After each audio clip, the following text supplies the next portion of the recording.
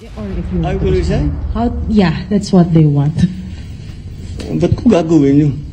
Kalma lang. Sir, you already mentioned that you don't do things for optics. That was the criticism of some of your detractors who are allied with the former President Duterte. And they also said that the resignations are not necessary and that they want you instead to resign. How do you want to respond to that? Or if you want I to will respond. resign? How? Yeah, that's... Magandang araw po sa inyo mga banateras. Ako po si Banat Girl. Ito po mga banateras, panoorin natin ito at sabay-sabay po tayong mag-react sa comment section. Alright, panoorin na po natin ito mga banateras. Mag-comment po kayo sa comment section at huwag po ninyong kalimutan mag-subscribe, i-like at i-share ang ating video. I am not Filipino for nothing. Mahalin po natin ang Pilipinas. Ito na po. Dinner pa. Wow, sa Roma. Putang ina. Hindi nakakapagbakasyon pero nakakapag-dinner sa ibang bansa, ibang klase ha. Sinungaling talaga to si Claire Castro. Fake news peddler ka talaga, no? O tingnan pa natin kung talaga bang hindi siya nakakapamasyal. Uy! Weekend getaway. Bongbong Marcos going to Singapore for fast cars. Galing. Oh. Hindi nagbabakasyon yan, pero nagpupunta na ibang bansa, nanonood ng karera. Pukin ang hinahiyang-hiya naman kami, hindi siya nakakapag-swimming. Oh, ano pa? Oh, namamasyal ba talaga siya? Hindi naman. Ay, puta, nanonood pa ng concert. Ano tawag mo dito? Busy-busy? Ha? Nanonood ng concert? Busy-busy? Puta, kumakanta pa? Sasabihin mo hindi nakakapagbakasyon. Awang-awa naman kami, Claire Castro, sa presidente ng Pilipinas na hindi na nakakapag-beach, hindi na nakakapag-swimming. Eh bakit ginawa niya ng swimming pool dyan sa Malacanang kung di siya nakakapag-swimming? Eh di nagsayang siya ng pera. Di pala siya nagsuswimming, gumawa siya ng swimming pool. Di ka ba naman tanga? Yahan. Tapos pinadalan pa tayo ng BIR ng LOA, 'di ba? Yung letter of authority na tinitingnan kung tayo ba ay nagbabayad ng buwis. Alam mo 'yun, kung lahat ng legal na paraan na pwede nilang gamitin para gipitin tayo, ginagawa nga nila yung pakayang illegal. So ako sa mga comments sa Facebook, sa messages, madami talagang nagde-death threat sa akin. Madami talagang nagsasabi na humanda ka pag nakita kita at isang bala ka lang. Mga ganyan. Pero hindi ako tumigil mga bossing. Hindi tayo tumigil. Pinatawag na tayo sa Congress. Pinaimbestigahan na tayo. Oo, tapos talagang kahit nga nung KOJC, sabi ko sa inyo, all out ako doon. Kahit sa harap ni General Torre, talagang binabatikos ko siya, harap-harapan. Hindi tayo yung maingay lang sa camera. Kahit nakaharap, kaya nating batikusin yung mga dapat natin na binabatikos. So tumawag siya, sabi niya, sa totoo lang, Boss Dada, yung Facebook ko hindi naman monetized yan. Hindi ako kumikita, baka akala nila pinagkakakitaan ko yung mga pagrereklamo ko. Hindi monetize si Sir Jack, mga bossing, kahit na napakalaki ng kanyang followings at engagement sa YouTube, ay sa Facebook, hindi po monetize yung kanyang channel. So sabi niya, grabe pala kapikon talaga noong mga binabanatan natin. Sabi ko, sa sobrang, wala na eh. Ano na sila, sukol na sila, dead end na eh. End game na eh. Oo, so sabi nga nila it's either you get even o makalamang ka. O nakikita nila na palubog na sila ng palubog. Kaya ngayon, itong mga tao na nag-expose ng kanilang mga kabulastugan, kabalbalan, itong mga tao na dinidiin sila ng idinidiin lalo habang nahuhuli na sila sa mga katiwalian nila, ay talagang gagawa yan ng kasalanan. Kasama yan sa mga pagnanakaw nila. Yung pagbabayad ng mga hitman, kasama yan. May mga balita pa nga tayo na mga inmates pinalalabas para lang magpatrabaho ng mga kalaban nila sa politika. May mga ganyan pa. Ang dami. Oo, sa totoo lang ang dami. Kaya nga sabi ko nga sa inyo, dahil napakadami nating death threats, sabi ko nga sa inyo, si Banat Bay, nagbabayad siya. Oo, nagbabayad siya ng security niya. Ganyan kadelikado ang trabaho ng banateros. Masaya ba to? Kasi sa totoo lang, masarap kung nandoon ka sa kabilang side eh. Kung nasa kampo ka, halimbawa ako, nasa kampo ako ng mga Marcos, ang sarap. Bakit? Kahit mura-murahin ko si Inday Sara, kahit mura-murahin ko si Bongo, si Senator Bato, kahit mura-murahin ko lahat ng mga DDS na aligned na mga, o mga Duterte aligned na mga politiko, hindi man mga pikon niyang mga yan, hindi ka naman ipapididimanda niyan, hindi ka naman unang-una sa lahat ipapapatay dahil hindi sila ganyan. Dahil wala silang illegal na ginagawa. So itong mga ito na binabayaran ng administrasyon di umano, di ba? Sinabi ko nga, meron daw 50 million na nawawala kunyari. O pero yung 50 million na yon, sinabi na pambabayad daw supposedly sa mga vloggers yun ng administrasyon. Kita nyo, daming mga vlogger ng administrasyon, puro tanga, puro bobo, puro mga inutil, mga inaagiw ang mga utak, hindi mag-pronounce ng mga terms, hindi alam ng mga gunggong na yan. Oh, so barya-barya na binabayaran nila na pinagmumura lang itong mga to. Oh, kita ninyo, ang sarap maging maging vlogger sa kabila. Bayad ka na. Ano ka pa, hindi ka pa makakasuhan. Tingnan ninyo nung pinatawag doon sa Congress. Sinong pinatawag? Puro Duterte lang. Sinong pinaiyak? Sinong binastos doon? Puros mga Duterte-aligned vloggers lang. Tinagpa tayo ng mga pogo vloggers. Tinagpa tayo ng mga drug cartel vloggers. Oh, well, alam mo yun, yung kung anong mga fake news ang ginagawa nila sa atin, ganyan para sirain ang credibility natin. And they're using the Filipinos' money para gawin yan. Magbayad ng mga tao na i-content yung mga vloggers, sirain, pati idamay, pati mga pamilya para lang masira. Oo, para lang makapanira. Wala naman sila talaga. Pag tinignan nyo yung mga vlog nila, wala naman silang binabalita tungkol sa magandang ginagawa ng gobyerno. Walang ginagawa gobyerno eh. Mantakin mo, binayaran ka na para ipabanguhin ang gobyerno. Pero dahil wala silang makita na magandang ginawa ng gobyerno, ang ginagawa nila, sinisiraan nila yung mga kapwa nila vlogger. O ganun. So ang sarap maging vlogger sa kabila, mga bossing, dahil hindi ka delikado, hindi ka madidimanda, hindi ka mamamatay. Busog ka pa, bayad ka pa. O hindi ba? Lahat ng ninakaw ng mga demonyo, nakikinabang ka pa. Pinapalamon mo sa pamilya mo, galing pa sa nakaw. Di ba? Ang sarap ng buhay nila. Samantalang kami, wala kaming kinikita.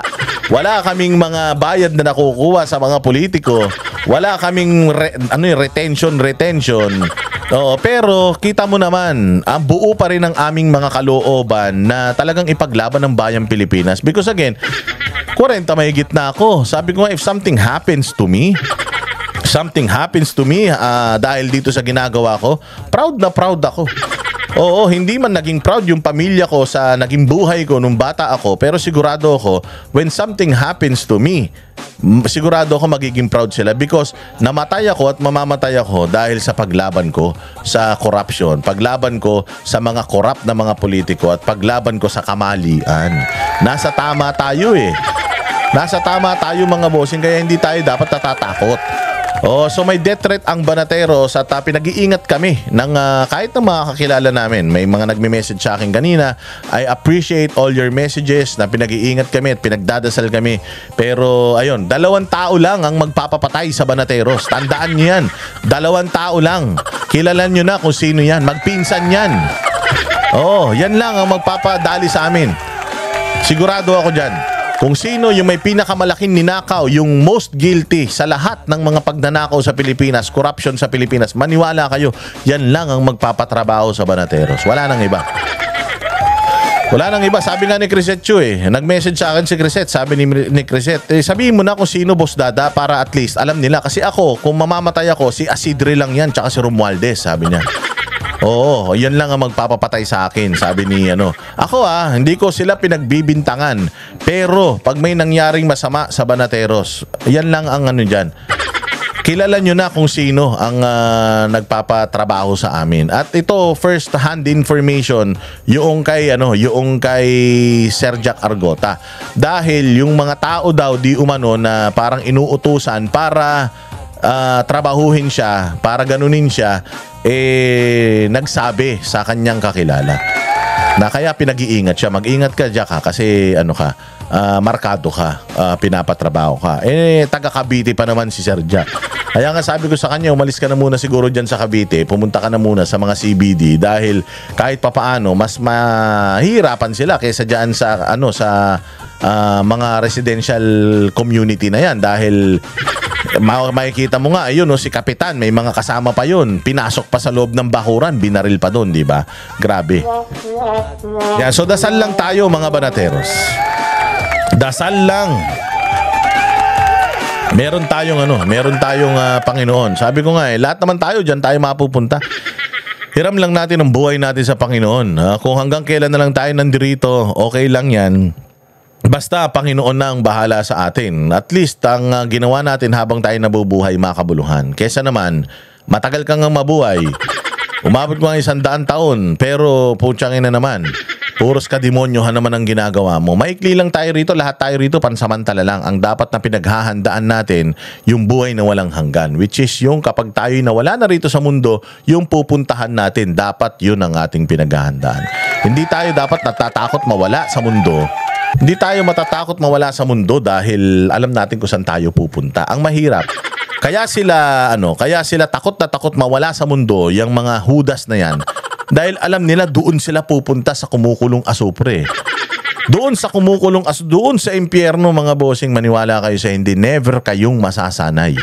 Never kayong masasanay sa paso. Parang lagi kayong pinapaso miya't maya na hindi nawawala yung sakit. Eternal yun habang panahon na sinusunog ka ron. At yung sakit na yun, hindi ka masasanay. Yung sakit na yun, hindi ka magiging manhid. Yung sakit na yun ay dadanasin mo 24 oras. Samantalang kung ikaw ay gumagawa ng matino, ikaw ay matuwid, at ikaw ay naaayon sa batas, ang lahat ng iyong ginagawa, batas ng Panginoon at batas ng tao, maniwala ka, pag nawala ka dito, baka maging masaya ka pa dun. Oo. So, tapos na problema natin pagka ganun. Kaya basta dasal lang. Kasi kaming mga banateros, hindi kami natatakot. Kami, as much as we can, we protect ourselves. We have each other to protect ourselves. Pag lumalabas kami, magkakasama kami to protect each other. Ganun ang banateros, para kaming pamilya. Hindi kami basta-basta magpapatalo sa mga yan. Papalag tayo dyan. Hindi tayo pa ba? Lumaki tayo sa kalsada, mga bossing. Sabi ko nga sa inyo, bata pa ako, hinubog na ako ng panahon dyan. Bata pa ako. Kumbaga parang sabi ko, hinubog ako ng Panginoon at ng panahon para sa trabaho na ito, at hindi tayo titigil. Kahit saan tayo makarating, buhay man ang kapalit, basta para sa bayang Pilipinas. Si Pangulong Duterte nga nagsakripisyo ng kanyang kalayaan para lang sa inyo, para lang magkaroon tayo ng maayos na Pilipinas tayo pa kaya, hindi ba? So, ganun din. Basta alam natin, nasa tama tayo. Alam natin, nasa Panginoon tayo. Alam natin na tayo'y bumabatikos lamang sa mga mali. At nais lang natin na ituwid nila yung kanilang pagkakamali. Nandoon lang tayo. Hindi tayo binabayaran para sirain si ganito, sirain si ganyan. Hindi. Hindi. Basta nasa tama ka, kakampi kita. Pero pag nasa mali ka, kahit sino ka pa, talagang yari ka sa banateros. At simulan na natin, mga bossing, yung ating palatuntunan. Medyo napahaba na naman yung ating litanya kasi nga nauuso yung mga ganyang patayan, nauuso yung sobrang violence na naman, nakikita natin na yung gobyerno mukhang walang ginagawa. Nakafocus lang sila doon sa pagtatanggol sa kanilang mga sarili, hindi na sila nagsisipagtrabaho. Kaya ito, pakinggan natin yung pinakabago, mainit na video ni Zaldico, at sinasabi nga ni Zaldico na hindi lang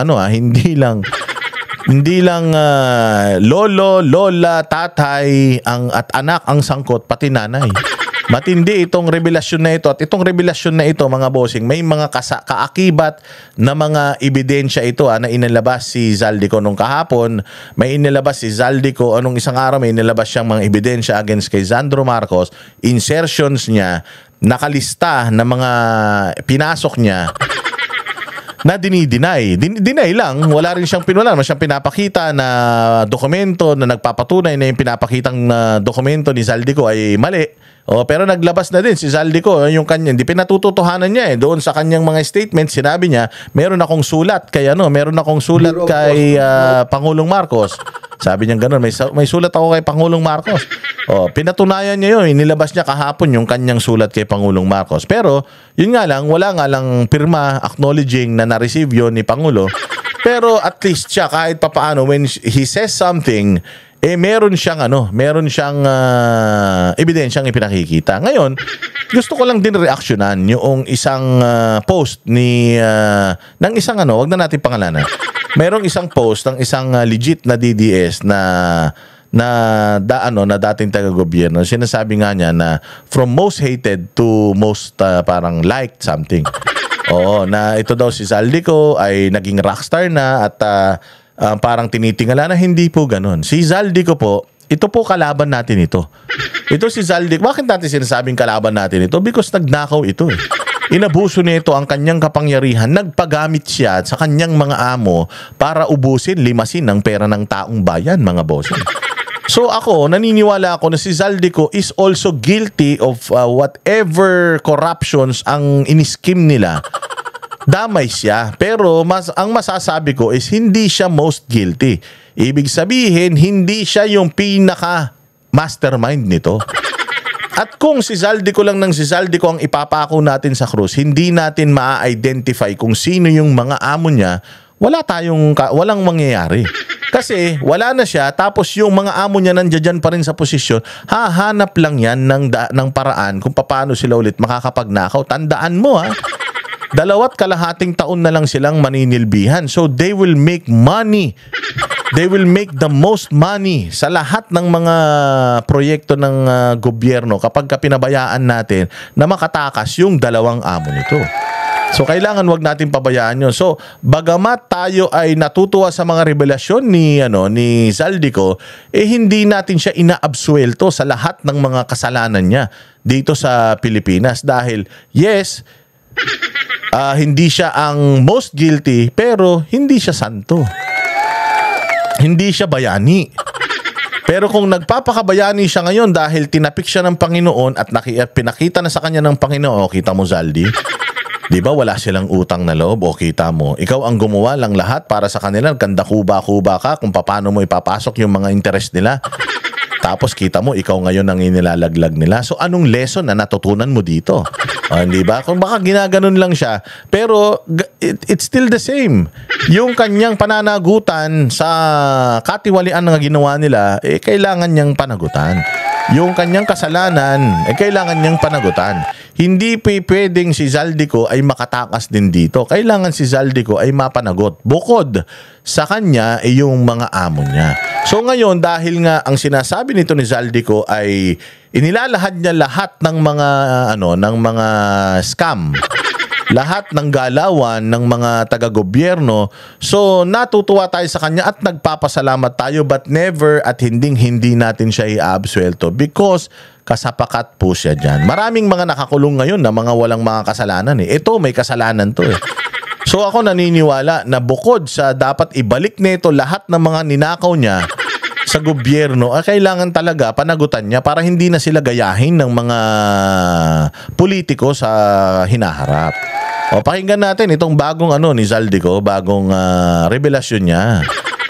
At dinadamay niya rito ang nanay naman. So sabi ko nga, magnanakaw si Marcos Sr., plunderer si Imelda, tapos di umanong si Bongbong addict daw, di umano nag-i-insert daw since 2022, 23, 24, 25, nagkamal na daw ng bilyon-bilyon, close to 100 billion na yung kinamal sa flood control project pa lang ito. Hindi natin alam sa ibang mga proyekto. Tapos biglang nadamay pa yung anak. Diyos ko, mas gwapa pala yung anak. Yung anak pala, yung mag-ama, naghahati sa pera, yung anak, pucha solo. Kaya naman pala panay ang silo. Alam niyo yung silo? Yan yung party-partihan ng mga elitista, yung mga disco-diskuhan na ganyan. Kaya pala disco ng disco dyan yung ulol na yan. Yung pala, dami-dami palang pangbayad niyang gabi-gabi. Magkano kaya ang bill niyan gabi-gabi? Hindi ba? Kasi syempre VIP so ngayon, ang daming pinakitang ebidensya kung magkano ang kanyang insertion na sinasabi niya, si Pulong daw, ganito, 50 billion. Pero siya pala, in the course of his first term as congressman, nakapag-insert siya ng 50 plus billion. Sa budget kabata-bata pa. Tapos di umano may monopoly pa daw ng vape products dito sa Pilipinas yan, di umano marami kasing mga nagrereklamo na mga negosyante ng vape dito sa Pilipinas na medyo nagrereklamo dahil nga lahat kailangan dumaan sa kanya. Kaya kung makikita nyo dyan sa customs, ang winawasak, vape. Nung panahon ni Pangulong Duterte, mga Ferrari yung binabasag dyan. Ngayon, vape. Kasi sabi nga nila, yung mga nahuli na yun, hindi dadumaan sa kanya, kaya yung winawarak, yun yung sinasabi nila. Malamang hindi totoo yun kasi hindi naman ako nagsasabi ng totoo dito. Di ba? So, ayan nga, ngayon naman, ang damay naman, Diyos ko po, ang damay naman yung nanay sa walang hiya naman. Pakinggan natin itong revelasyon ni Zaldico. Umabot sa 11 billion pesos. May 9 billion pesos collection mula sa sugar. Ang kita mula sa importasyon ng sibuyas na hawak naman ni Martin Araneta. Tinawagan daw siya ni First Lady Lisa Marcos at ipinapatigil ang investigasyon. Sa First Lady Lisa Marcos mismo ang may hawak sa mga rice importers. Dahil pala sa dami ng SOP at remittance na ipinapasa sa bawat transaksyon. Ang pinakamakapangyarihang pamilya pa mismo ang sangkot sa ganitong sistema.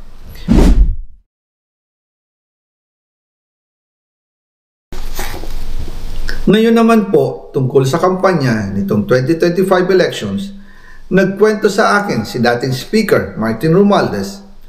Kinausap daw siya ni PBBM sa Tacloban para tumulong sa gastusin ng mga kandidato mula national hanggang local candidates. Ang sagot ni Speaker, naibigay na niya ang SOP collections sa Bureau of Customs na umabot sa 11 billion pesos. Dagdag pa dyan, may 9 billion pesos collection mula sa sugar na ayon mismo sa kanya ay pinaghahatian lang ng 5 kumpanya para makontrol nila ang presyo ng asukal sa merkado. At iba pa ang kita mula sa importasyon ng sibuyas na hawak naman ni Martin Araneta, kapatid ni First Lady Lisa Araneta Marcos. Kung matatandaan ninyo, noong 2022, nagkaroon po ng investigasyon sa Kamara na pinangungunahan ni Congressman Toto Swansing. Yan ito totoo to ha. Nagkaroon ng investigasyon diyan. Kaya nga sinasabi ko na ito si Zaldico somehow yung mga sinasabi nito kasi ako naniniwala ako na may katotohanan itong sinasabi niya. Kasi nangyari, nagkaroon talaga ng investigasyon tungkol diyan. Natatandaan niyo sino pa nagpasabog ng mga pangalan na yan? Ang nagpasabog ng mga pangalan na yan, si Rapi Tulfo. Si Rapi Tulfo nagpalabas ng pangalan na Michael Ma. Si Rapi Tulfo yung nagpa-imbestiga tungkol sa smuggling kasi noong mga panahon na yan, mga bossing, natatandaan nyo, unang-unang inatake nila kasi ang Department of Agriculture Secretary noong mga panahon na yan, si Bongbong, hindi siya nagtalaga ng Agriculture Secretary for I think more than 1 year. Mga ganon or a little less than 1 year. Basta ganon sa range na yon, siya ang Department of Agriculture Secretary. So ngayon mga bossing, ang unang naging sakripisyo diyan si Vic Rodriguez, natatandaan ninyo yung iskandalo sa asukal. Wala naman tayong shortage sa asukal pero nag-aangkat na tayo ng asukal. Tapos di umano pirmado pa ng presidente yung dokumento na nag-a-approve, nagbibigay ng approval na mag-angkat sila. Ngayon, kinwestiyon yun, ba't kayo nag-aangkat nang hindi naman tayo dapat nag-aangkat? Kasi enough yung production natin eh. So dapat inuuna natin ubusin yung stocks natin dito, yung production ng mga local farmers. Pag naubos yun, saka tayo mag-aangkat kung may kulang. Pero kung sobra-sobra yung stock natin, nag-aangkat kayo, tapos pera ng taong bayan yung ginagamit nyo pang angkat, ay putang ina, corruption yan. So natatandaan ninyo yung nangyari na yan, hindi ba? Limang taga Department of Agriculture yata yung gumulong ang ulo dyan. Kasama na nga si Vic Rodriguez na nadali dyan. Nagkaroon pa ng investigasyon. Tapos pagkatapos noon, eto na, nagmahal yung sibuyas. Magugulat kayong isang pirasong sibuyas, puta ina, 100, mas mahal pa sa 1 kilong karne. Yung sibuyas. Grabe talaga, nagmahal yung sibuyas noon. Tapos nagkaroon ng investigasyon, bakit nagmahal yung sibuyas? Sinisisi nga nila noon doon sa mga cold storage facilities Nabubulok nga. Sabi nga, paano nagmahal ng sibuyas? Samantalang, Ang daming production ng Pilipinas sa sibuyas. Sa Ilocos lang, yan ang numero unong nagpo-produce ng ng mga sibuyas at bawang dito sa Pilipinas. Paano mauubos? May Baysiyan, may Vizcayan, dami nagsisibuyas dyan. Sabi nila, paano sobrang mahal ng sibuyas? Ang dami-dami namin, nabubulok nga yung mga sibuyas namin, walang bumibili. Ngayon, lumabas itong pangalan na ito na ito daw Martin Araneta. Di umanong smuggler. Ngayon, lumabas yung pangalan niya, lumabas yung pangalan ng Michael Ma, tapos itong Lisa Marcos, lumabas din yung pangalan niya kasi yung opisina ng Michael Ma, yung address ng opisina ng Michael Ma, at yung address ng law firm ng ating unang ginang, iisa, parehas. Ang daming lumabas na mga iskandalo noon na pinatay lang nila, talagang pinatahimik nila. Ito yung sinasabi ngayon ni Zaldico. Kaya nga sabi ko nga totoo ba tong sinasabi ni Zaldico? Nagkakaroon ng nagkakaroon ng, ako napapaisip ako na parang totoo kasi nangyari may talagang ganung issue Tsaka makikita mo siya detalyado, sinasabi niya yung mga pangalan. Si Toto Swansing ay nagpa-imbestiga. Diyan sa maanumalyang pagmamahal ng sibuyas na yan. Samantalang tayo'y numero unong nagpo-produce ng sibuyas. Sabi nga nila, yung ang Middle East, wala silang lupa na tataniman dun. Napakamura daw ng ng sibuyas. Napakarami nilang sibuyas. Samantalang tayo, may taniman tayo sibuyas, tapos ang mahal-mahal ng sibuyas sa atin. Hindi ba nakakatawa ang bayang Pilipinas? Dahil sobrang taas ng presyo ng sibuyas. Umabot ng 600 pesos kada kilo. Gayong dapat ay nasa 80 pesos lang. Doon lumabas ang pangalan ni Martin Araneta bilang isa sa mga nasa likod ng kontrol sa importasyon ng sibuyas. Pero hindi po natuloy ang investigasyon. Ang sabi ni Speaker, tinawagan daw siya ni First Lady Lisa Marcos at ipinapatigil ang investigasyon. Kaya walang natuloy at walang naparusahan. Dahil pala, kontrolado ng kapatid ng First Lady ang importasyon ng sibuyas. Ganito rin po ang nangyari sa bigas. Noong April 2023, nagsimula ng tumaas ang presyo ng bigas. Kaya iminungkahi ko kay Speaker Martin Romualdez na kung pwede ay mag-angkat tayo ng 13 million metric tons para sa buong taon. Ang layunin ko po ay mapababa ang presyo ng bigas sa 22 pesos kada kilo. Pero hindi po ito inaprubahan ng Pangulo noong sila ay nasa Clark.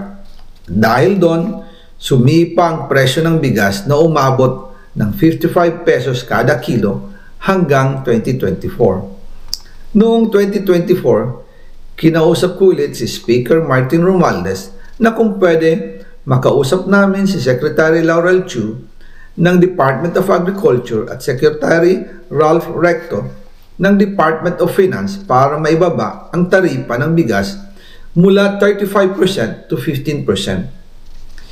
Sinabi ko kay Speaker Martin Romualdez na kung pababayaan natin ang patuloy ng pagtaas ng presyo ng bigas at umabot ito sa 60 pesos kada kilo, siguradong magagalit na ang taong bayan. Posibleng magrevolusyon na ang mga tao at tiyak na maapektuhan dito ang mga kandidato ng administrasyon sa 2025 elections. Isa sa mga patunay na hindi na masaya ang taong bayan ay ang pagbaba ng approval rating ng Pangulo noong panahon na iyon dahil sobrang taas na ang presyo ng bigas. Yan na. Ang pinag-uusapan niya nung una, 2022, was sibuyas. So dahil na-involve yung kapatid ng First Lady, pinahinto yung hearing na yun, which is nasa talaga yan. Alam natin yan lahat yan. Na-experience natin lahat yan. Nakita natin lahat yan. Tinatanong nga natin ano na nangyari doon sa investigasyon ng mga ng sibuyas. Wala na. Natatandaan yun. Yan din yung unang nagsalita si Pangulo na bilang ng mga araw nyong mga smuggler. Bilang ng mga araw nyong mga smuggler. Mahuhuli na kayo. Diba? Yan yung mga unang niya Na ngayon, ganun pa rin ginagawa niya. Kung ano yung mainit na issue ngayon, yun yung binibilangan niya ng araw. Nung mainit ang issue ng smuggler, bilang ng araw ng mga smuggler. Nung mainit ang issue ng mga hoarder ng bigas, bilang ng araw ng mga hoarder. Nung mainit ang issue sa corruption, bilang ng araw ng mga kurakot. Mahiya naman kayo. Ang inan yan, lagi na lang may ganyan pero wala naman nangyayari. Hindi ba ano pa ba yung mga maanumalyang pinaimbestigahan? Bukod dyan sa sibuyas, bukod dyan sa bigas, hindi ba inimbestigahan din yung PCSO? Yung mga yung mga corruption dyan, parang dating sa mga tao, yung probability na may araw-araw may nananalo. Maya't maya may nananalo, parang ngayon lang nangyari yun sa history ng PCSO. Ngayon lang nangyari na halos linggo-linggo, meron pang isang beses na may nanalong numero, 41 yun, naghati-hati. Imagine mo yung ang isang tao manalo, ang hirap na, yung pa kayang 41 na katao yung nanalo ng isang numero. Pare-parehas sila ng tinayaan. Puta na sabi ko nga, yung siguro 2, 3 maghati-hati, okay, pero 41. So ngayon, parang may nakikitang mali dito sa pagdodraw ng PCSO at sa mga nananalo, di ba, pinaimbestigahan din yan ni Rapi Tulfo. Putsang ina, si Rapi Tulfo ang nagsabi dun sa Michael Mann, nagpatawag, tapos hindi na natuloy, tapos sinimulan din itong hearing dyan sa PCSO, yabang-yabang niya, biglang nawala na rin siya. Biglang hindi na rin niya pinatuloy. Anong kabalbalan yan? Nangyari po ang meeting at halos inaabot kami hanggang 2:00 ng umaga, nakikiusap, nagpapaliwanag. Buti na lang, matapos ang matagal na negosasyon, pumayag din sila. At di nagtagal, inanunsyo na rin sa publiko na ibaba ang ng buwis sa bigas. Ngunit, matapos ang 4 hanggang 6 na buwan, hindi pa rin bumababa ang presyo ng bigas. Kahit ibinaba na ang taripa nito, kaya iminungkahi ko kay Speaker Romualdez na magpatawag ng investigasyon tungkol sa bigas sa pamamagitan ng Quinta Committee hearings. Habang iniimbestiga nito ng Quinta Committee na pinamumunuan ni Congressman Joey Salceda, bigla na lang itong pinahinto ni Secretary Kiko Laurel Chu matapos niyang ipakita ang isang confidential report. Nakasaad dito na si First Lady Lisa Marcos mismo ang may hawak sa mga rice importers. Ayon kay Secretary Laurel, alam mo, grabe to ah. First Lady natin, supposedly ang mga errands niyan, makakatulong sa pagpapaganda ng Pilipinas, pagpapaganda ng mga gawaan, mga tawag dito, ng reputasyon ng presidente. Tapos po siya, trabaho, hindi naman siya taga-DA. Hindi naman siya taga Department of Agriculture, tapos siyang may hawak ng mga ng bigas. Alam niyo, ito yung sinasabi ni Balatbay na noong panahon na si Pangulong Duterte ang presidente, ito si Bongbong Marcos, nagre-request na gawin siyang Department of Agriculture Secretary. Oo, nag-request na, sumulat na si Pangulong Marcos, dating dating walang silbi dahil nga di ba natalo siya kay Leni Robredo, no? Dahil hindi niya tinalo si Leni Robredo, so wala siyang posisyon. Humihingi siya ng posisyon sa gabinete ni Pangulong Duterte at gusto niya maging maging Department of Agriculture Secretary na hindi binigay ni Pangulong Duterte. Bakit? Kasi nga alam niya may something to, alam niya bogsa to, alam niya may may mahina ang kokote nito. So si Pangulong Duterte hindi niya yung pinasinayaan. Hindi niya pinasinayaan yun. So for the longest time, yun daw talaga yung request nila, agriculture. O tingnan mo, doon sila nagsimula. Doon nagsimula actually yung kung titingnan ninyo yung chain ng corruption netong pamilya na to, doon nagsimula yan sa Department of Agriculture. Nakita nila, malaki kita pero mas malaki kita sa flood control. Putay na na-realize nila, teka, tayo na dati nakapokus tayo sa di ba, 1 taon sila yung hindi sila naglagay ng DA secretary. Nakita nila, siguro, yung katulad din sinasabi nito sa Zaldico, let's assume, totoo to, tinitira nila agriculture. Sabi nila, tangina, ang dami nating ginagawa rito Tayo ang nagtatrabaho Pucha, ganito lang kinikita natin. Nakita nila yung budget ng DPWH, putang laki-laki. Tapos nakita nila, pucha, flood control, solid. Uy, grabe, ganito pala rin. Ayun, palagay ko, doon na sila nag-focus. Hindi na sila nag-focus masyado sa smuggling. O kaya nakita nyo ngayon mga bossing, yung ano natin, yung mga presyo ng bilihin, especially yung bigas tsaka yung mga sibuyas na yan, wala na nagmahal. Wala nang sumobrang mahal na sibuyas at tsaka yung bigas, nanatili na siya dun sa mahal na presyo niya noon pa. Hindi na gumalaw yun. Wala na naging problema doon. Tinan mo kung ano na naging problema. Yung flood control na. Bakit? Kasi doon na sila nakapokus. Oh, pero itong sinasabi na to ni Zaldico, kung ano yung koneksyon nitong nanay, nitong mga pinaggagawa nitong pamilya na ito, hindi lang talaga sa flood control, kundi pati sa mga magsasaka natin. Oh, nilulunod na nga yung mga magsasaka. Diyos ko po, pinagkakakitaan pa. Ito, according to Zaldico. Bahala kayo, maniniwala kay Zaldico, hindi ako. Nilalabas ko lang kung ano yung sinasabi ni Zaldico. Tsaka binabalikan ko lang yung mga issues before. Kasi nga, matagal na tayo nag-vlog. Yung mga panahon na yan, sinisita natin yung pamahalaan patungkol sa sobrang mahal na presyo ng mga bilihin na yan. And then, sinasabi ni Zaldico ngayon, so kung babalikan mo, oo nga, totoo. O hindi gawa-gawa itong istorya na ito. Maaapektuhan daw ang First Lady kung itutuloy ang investigasyon. Dahil kasama raw nila sa Vietnam visit ang ilang importer ng bigas. At nag-dinner pa raw sila roon. At nung araw din yun, tumawag si Congressman Sandro Marcos kay Speaker Romualdez upang ipatigil ang House investigations tungkol sa bigas as instructed ng Pangulo. Magkasama kami ni Speaker Martin Romualdez nang tumawag si Congressman Sandro Marcos. Dumating din si Secretary Laurel Chu sa Manila Polo Townhouse at doon siya pinagalitan ni Speaker dahil inilabas niya ang confidential report na nagdidiin sa First Lady sa issue ng rice smuggling. Humihingi ng paumanhin si Secretary Laurel Chu at sinabi niyang, pasensya na, masyado akong naive. Doon namin naintindihan kung bakit. Kung napansin nyo, wala na si hindi na, alam ko hindi na si Laurel ang DA secretary ngayon. Parang alam ko nag-resign siya, di ba? Kasi may courtesy resignation sila pinagagagawa nun sa lahat ng mga cabinet officials. Tapos isa siya sa mga nag-resign na hindi na yata siya naibalik miski ako, nakita ko po siya naman, ganito yung sitwasyon. Parang ako yung gagamitin. Parang ako yung, parang katulad ni Zaldico. Parang ako yung baka pagdating sa dulo, ako pa yung ipakulong ng mga ito. Mag-ingat kayo Kayo mga head ng mga ahensya ng gobyerno. At alam nyo na kumikita sa inyo itong pamilya na ito, humanda kayo. Pag pumutok yung mga issue na yan, putang ina, kayo may kasalanan. Walang ibang may kasalanan kundi kayo. Ang gagawin nitong pamilya na to, iiwas yung mga sarili nila. Nakikita nyo si dating Solgen na si yung dating Solgen. Hindi, COA chief na dating Solgen ni Pangulong Duterte. Tingnan nyo umalis. Bakit? Nag-resign.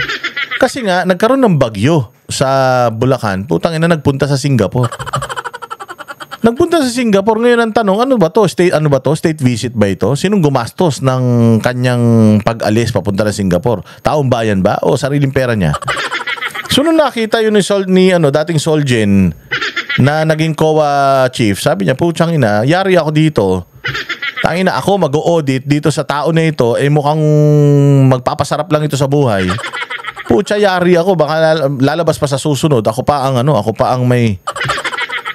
nagtatago ng yaman. Ako pa ang korap. Ako dudoktorin ko pa yung COA audit ng mga yan. Kaya wag na nag-resign yun. Ang daming nag-resign. Na mga matitinong mga matitino na mga tao ni Pangulong Duterte nagsipag-resign kasi nakita nila putang ina, delikado to. Mantakin mo bumabagyo, nagpupunta sa ibang bansa, nanonood ng karera. Ito si Laurel, di ko alam kung nagbitiw na siya sa kanyang posisyon pero alam ko isa to sa mga nag-resign noon. Kahit ibinabana ang import tax ng bigas mula 35% to 15%, ay hindi pa rin bumababa ang presyo sa merkado dahil pala sa dami ng SOP at remittance na ipinapasa sa bawat transaksyon. Dagdag pa po, maraming importers ng isda ang nagrereklamo dahil kontrolado ito ng kaunting kumpanya lamang. Wala naman daw tax sa importation tuwing lean season, pero kahit ganoon, hindi pa rin sila nabibigyan ng permit to import. Ang mga kaunting kumpanya na ito lang ang nabibigyang permit to import. Dahil dito, kontrolado din ang presyo ng isda at ito din ang dahilan kung bakit mataas ang presyo ng galunggong. Mga kababayan, hindi dapat naghihirap ang Pilipinas. Hindi dapat ganito kamahal ang mga pangunahing bilihin tulad ng bigas. At higit sa lahat, hindi dapat nagugutom ang mga Pilipino. Wala silang malasakit sa taong bayan, lalo na sa mga mahihirap. Inaabuso ang kapangyarihan. Kasama ka dyan nun eh. Ba't kayo ka na nagsasalita tungkol dyan dahil tinrider ka na? Noon alam mo lahat yan, hindi mo sinasabi, ngayon mo lang sinasabi. Yan naman ang mali kasi sa'yo, Zaldico eh. Saka ka maglalabas ng mga kademonyohan nyo pare-pareho nung pinapatrabaho ka na. Oh, yan tayo eh.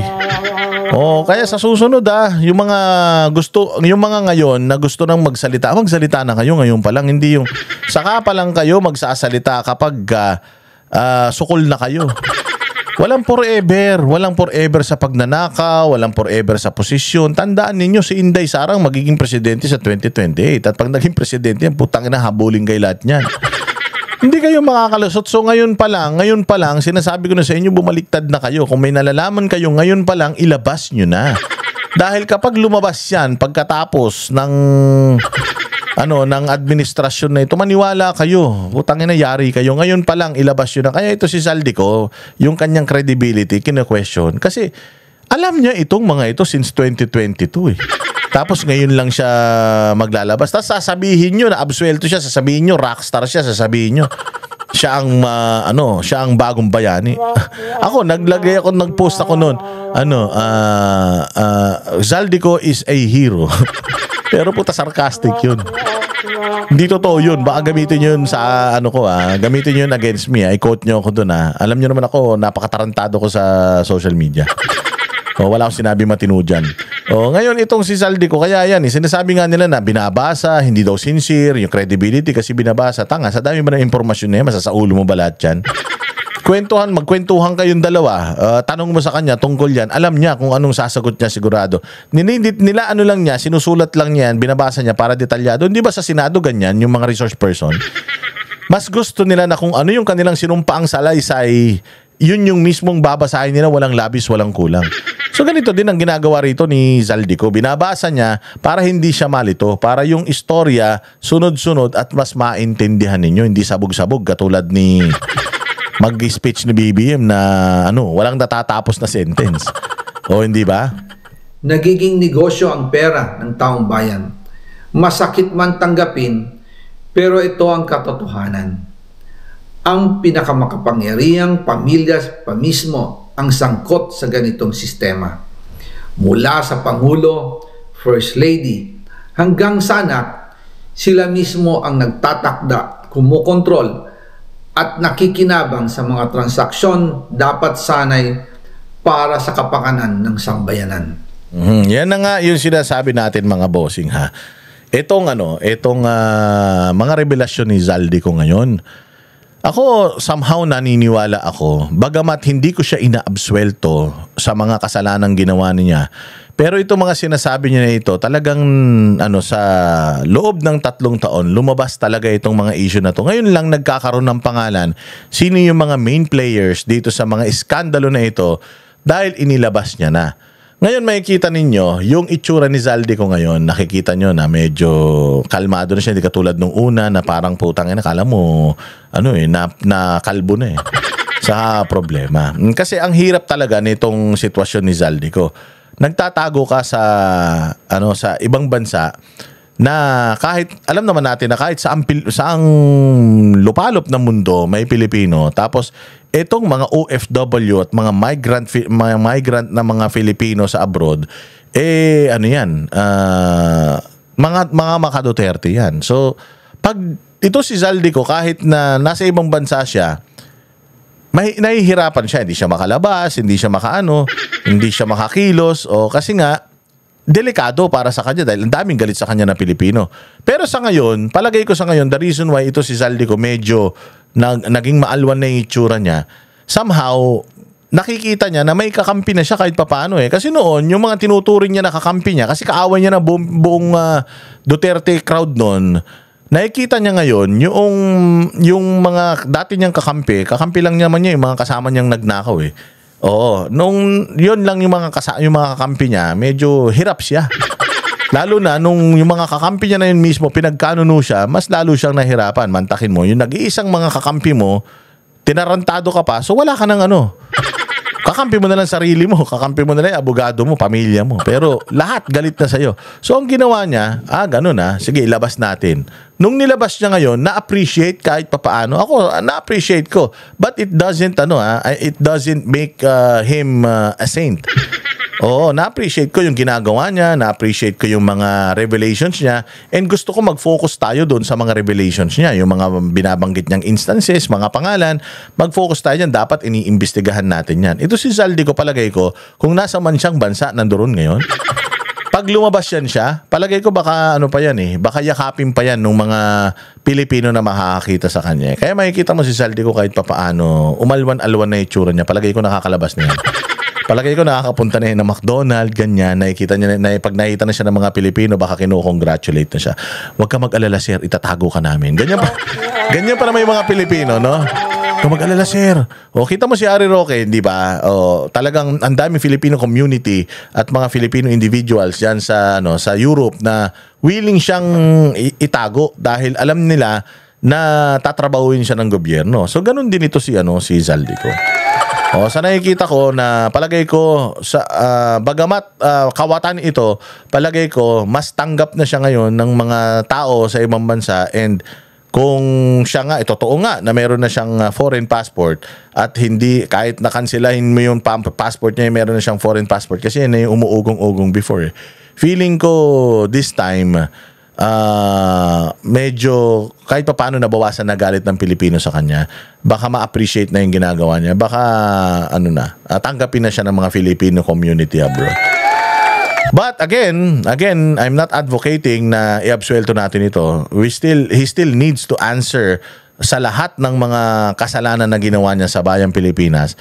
At kung maaari lang, Zaldico, isoli mo na yung mga ari-arian na ninakaw mo at saka yung mga pera na ninakaw mo. Ito, sabi ni ni BBM. Ito ang sagot ni BBM sa kanyang talumpati diyan sa mga patutsada ni Zaldico. Ito patuloy sa aking pagre-report sa inyo tungkol sa mga development sa mga kaso na hinggil doon sa mga flood control project. At i-report ko po na ngayong araw yung AMLAC, yung Anti-Money Laundering Council, nakakuha na po ng 2 freeze order. This brings the total amount of assets frozen to about 12 billion pesos. Kasama po dito ang mga air asset ni Zaldico, ang value mga 4 billion. At bukod pa ron, meron po tayong nakuhang 3,566 na bank account, 198 insurance policies, 247 motor vehicles, 178 real properties, 16 na... Okay yan maganda yan. Maganda yan para malimitahan kasi ganito ginagawa nila, no? Maraming pera si Zaldico. Para malimitahan yung kilos ni Zaldico, pati yung kanyang pagdidepensa sa sarili. Gigipitin nila. Siguro in the guys na lumapit sa kanila at sabi na, sir, grabe naman kayo, kinuha niyo yung mga ari-arian ko. Ang galing talaga itong mga to, kahit talaga magaling mag-sequester itong mga to Expert talaga sila dyan Pero sila, yung mga ari-arian nila, hindi man naka-frozen. So si Zaldico, actually dito nga sa issue na to, hindi na lang si Zaldico ang sinasabi ng tao na nagdakaw Pati si Romualdez, pati siya. Pero si Zaldico lang ang pinifreeze nila assets. Sabi ko sa inyo, weaponizing the agencies of the government para sa mga kalaban nila. So, if i-freeze nila lahat yan, which is dapat lang naman, sabi ko nga sa inyo, si Zaldico ay hindi naman santo yan. If and I know na nagnakaw talaga siya sa taong bayan, so it's just right na i-freeze yung mga assets na yan. Kaya lang, ang tanong, baka pag finreeze yung mga assets na yan, makuha nyo rin. Kayo rin ang kayo, sa inyo rin bumagsak yung mga assets na yan. Ganun din. Pero dapat para patas tayo, since you're advocating fairness, sana i-finreeze mo na din yung asset ng pinsan mo. I-finreeze mo na rin yung assets ng anak mo at saka ng asawa mo. I-freeze nyo lahat ng assets para patas kayo. Mas pare-parehas kayong patunayan sa isa't isa na hindi kayo mga magnanakaw. E-wallet account at saka air asset na frozen na. Umpisa lang po ito. Mas marami pong asset ay mafo-frozen para maibalik ang pera ng tao sa kanila. Ito po yung... Paano babalik yan sa amin, Aber? Pakipaliwanag nga kung paano yun babalik sa amin. Ano ba yan? Kukunin yan, ibibenta, tapos papipilahin nyo kami sa EDSA para bigyan kami ng pera? Ganun ba yun? Paano nyo ibabalik sa amin yan? Paki-explain. Tangina yung mga ganyan, style bulok yan eh. Kunyari may ibabalik sa amin, pero pucha, sa inyo pa rin. Aming pangako that the money of the people will be given back to the people. Paano? Paano? Bigay ko na yung GCash ko. Kahit yung isang eroplano lang ni Saldi ko mapunta sa akin, okay na.